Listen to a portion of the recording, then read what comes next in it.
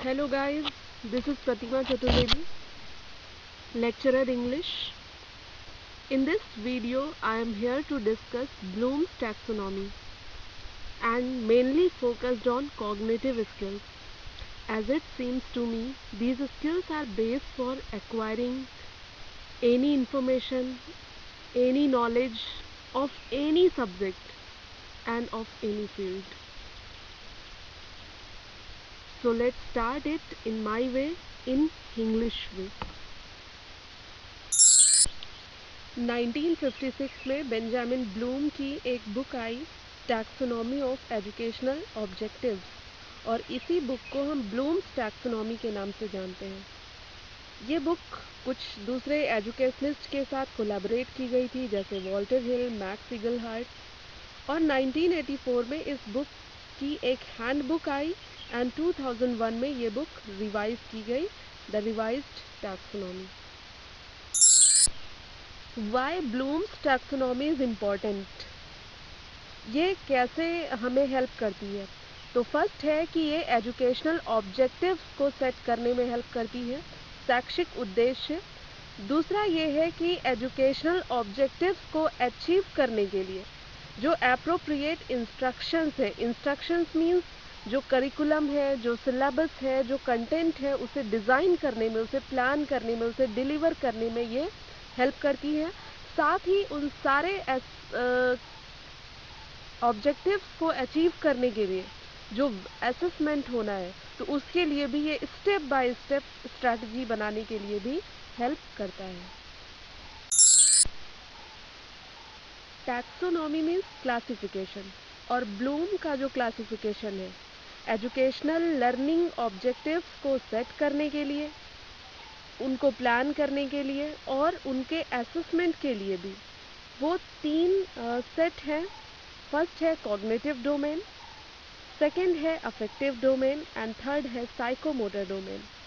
Affective domain जो emotion based है and psychomotor domain जो कॉग्निटिव और अफेक्टिव डोमेन्स के स्टेप बाय स्टेप एक्सपीरियंस के बाद एक सेल्फ डेवलपमेंट का कॉन्सेप्ट होता है, उसे हम कहते हैं परसेप्शन या एडॉप्टेशन बेस्ड साइकोमोटर डोमेन। तो आइए देखते हैं कॉग्निटिव स्किल्स क्या है। कॉग्निटिव स्किल मीन्स बौद्धिक कौशल और ये एक एबिलिटी है, एक योग्यता है एक इंडिविजुअल की वेरियस मेंटल एक्टिविटीज़ को परफॉर्म करने की और वो एक्टिविटीज़ जो एसोसिएटेड है लर्निंग के साथ एंड प्रॉब्लम सॉल्विंग के साथ, और वो problem solving from birth to life long हमारे साथ by age, by experience, by practice develop होती रहती है। ब्लूम की टैक्सोनॉमी में 6 कॉग्निटिव स्किल्स को फोकस किया गया है, डिस्कस किया गया है और उनमें से फर्स्ट है रिमेंबरिंग। रिमेंबरिंग में दो चीज़ें सबसे ज़्यादा इम्पॉर्टेंट है, एक तो रिकॉलिंग और दूसरी रिकॉग्नाइजिंग। मीन्स किसी चीज़ को हमने देखा है या सुना है और उसे हम कितना वापस अपने ब्रेन में सेट कर पा रहे हैं, कितना रिकॉल कर पा रहे हैं, उसे हम कहते हैं रिमेंबरिंग।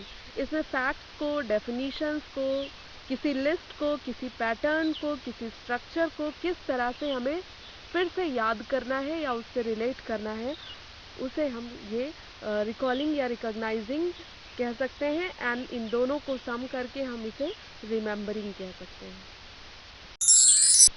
दूसरी जो कॉग्निटिव स्किल है वो है understanding. In other words you can say it comprehension means समझ। और इसमें जब किसी चीज़ को रिलेट करते हैं तो उसके बाद उसकी एक समझ, एक अंडरस्टैंडिंग डेवलप होती है। और अंडरस्टैंडिंग को आप कैसे समझेंगे, तो यदि स्टूडेंट या कोई पर्सन को किसी इंसिडेंट्स को इंटरप्रेट कर पा रहा है, एक्सप्लेन कर पा रहा है, क्लासिफिकेशन उसका हो पा रहा है, कंपैरिजन हो पा रहा है, उसके डेफिनीशन सुनने के बाद उसके एग्जाम्पल सेट कर पा रहा है, समराइज कर पा रहा है किसी घटना को, या फिर कोई एक कंक्लूसिव स्टेटमेंट दे पा रहा है, तो इन सारे स्टेप्स के बाद हम ये कह सकते हैं कि ये जो दूसरी क्षमता है, जो अंडरस्टैंडिंग या कॉम्प्रिहेंशन की क्षमता है, वो धीरे धीरे डेवलप हो रही है। थर्ड कॉग्निटिव स्किल है एप्लीकेशन की, मीन्स टू अप्लाई समथिंग। और किससे अप्लाई करना है? प्रीवियस इंफॉर्मेशन या प्रीवियस नॉलेज को न्यू सिचुएशन के साथ अप्लाई करना है, ऑपरेट करना है, उसे हम कहेंगे एप्लीकेशन के साथ। इसके जो दो मेन फैक्टर्स हैं वो है एग्जीक्यूशन और implementation. The fourth cognitive skill is analysis, means विश्लेषण। और इसके जो मेन पार्ट्स हैं वो है डिफ्रेंशिएट कर पाना, ऑर्गेनाइज कर पाना, एट्रीब्यूट करना, एग्जामिन करना, क्वेश्चनिंग करना, एक्सपेरिमेंट करना, कंपैरिजन करना। और सबसे बड़ी बात यह है कि हर एक कॉग्निटिव स्किल दूसरी कॉग्निटिव स्किल के लिए बेस का काम करती है। तो इसके लिए जो कॉग्निटिव स्किल्स जो बेस है वो है रिमेंबरिंग, अंडरस्टैंडिंग, एप्लीकेशन, और उसके बाद एनालिसिस का प्रोसेस आता है। फिफ्थ कॉग्निटिव स्किल है इवैल्यूएशन, मीन्स मूल्यांकन। और इसमें आता है to check, to criticise, to justify, to value something. Means कोई चीज़ अगर सामने है तो एक्चुअली व्हाट इज इट, ये बता पाना इवैल्यूएशन कहा जाता है।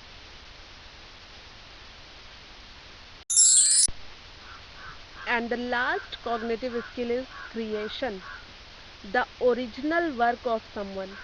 और ये कैसे आएगा? ये डिज़ाइन है, असेंबल है, कंस्ट्रक्ट है, डेवलपमेंट है, ऑथराइज है। इन सब चीज़ों को सिंथेसाइज करके एक अपना ओरिजिनल जेन्युइन वर्क सामने रखना, वो क्रिएशन है।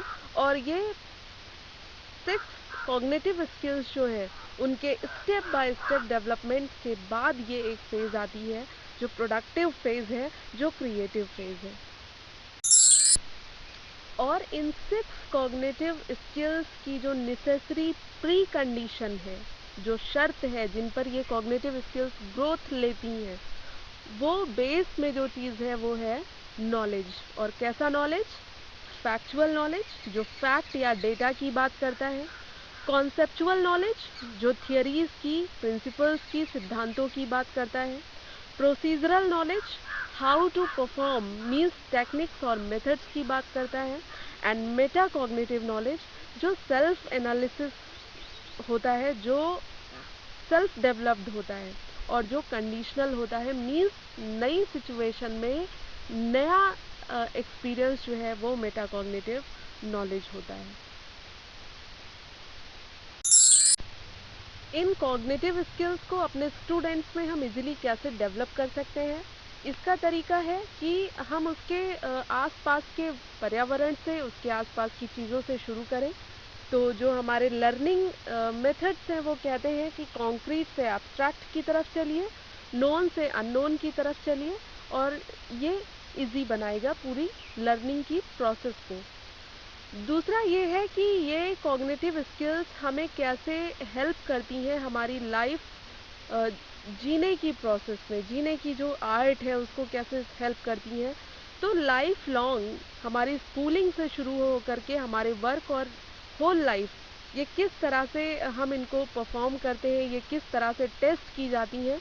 तो जो हमारी मेमोरी है, जो अवेयरनेस है, जो प्रॉब्लम सॉल्विंग स्किल्स हैं, जो मोटर स्किल्स हैं, और जो एनालिटिकल एबिलिटीज़ हैं, उनके बेसिस पर हम डिसाइड कर पाते हैं कि हमारी लाइफ में हर सिचुएशन को कैसे हैंडल किया जा सकता है, प्रॉब्लम्स को कैसे सॉल्व किया जा सकता है, और सिचुएशंस के साथ कैसे डील किया जा सकता है। So this is the knowledge bank of our body, of our brain, and for the whole life.